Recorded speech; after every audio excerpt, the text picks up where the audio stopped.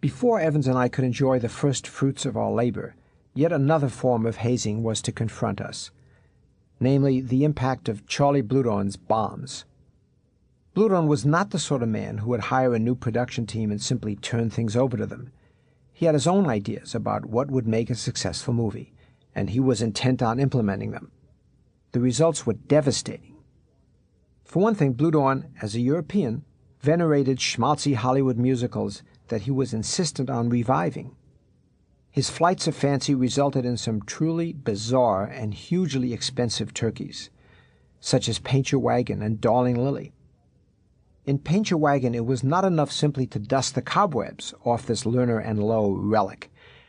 Bluhdorn also assigned singing roles to Clint Eastwood and to Lee Marvin. The resulting movie was an absolute fiasco. For hours on end, I underwent the daily torture of watching dailies, looking on numbly as these two veteran tone-deaf actors lamely tried to give life to their ballads.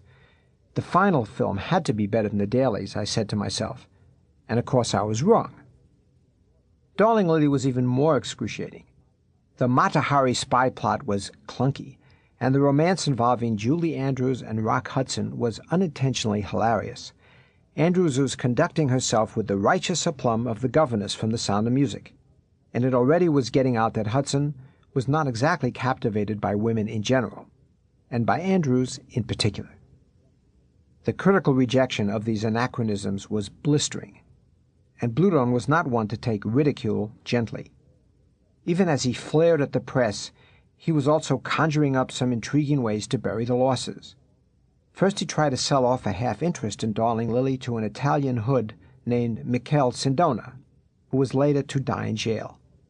When that scam fell apart, he again sold the rights to the film in return for $31.2 million in debentures in a company called Commonwealth United, in which Bluhdorn had a major interest. Not surprisingly, the SEC ultimately closed in on this and other Bluhdorn schemes. For a while it looked like he too might end up in jail, although that never became a reality. Yet a visit to Bluhdorn's office in that period would always be interrupted by top-of-the-lung confrontations with attorneys or government investigators.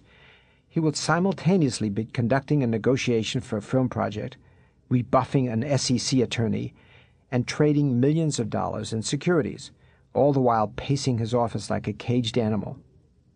Bluhdorn clearly was a man who courted danger, and hence was dangerous to be around. He seemed happiness when he was holding court at his estate in the Dominican Republic, regaling his guests with stories even as scores of machine-gun-toting guards patrol the periphery of his property. To keep listening to this audiobook for free, click the link in the description. It will take you to a free Audible trial where you can listen to this and many other books for free for 30 days.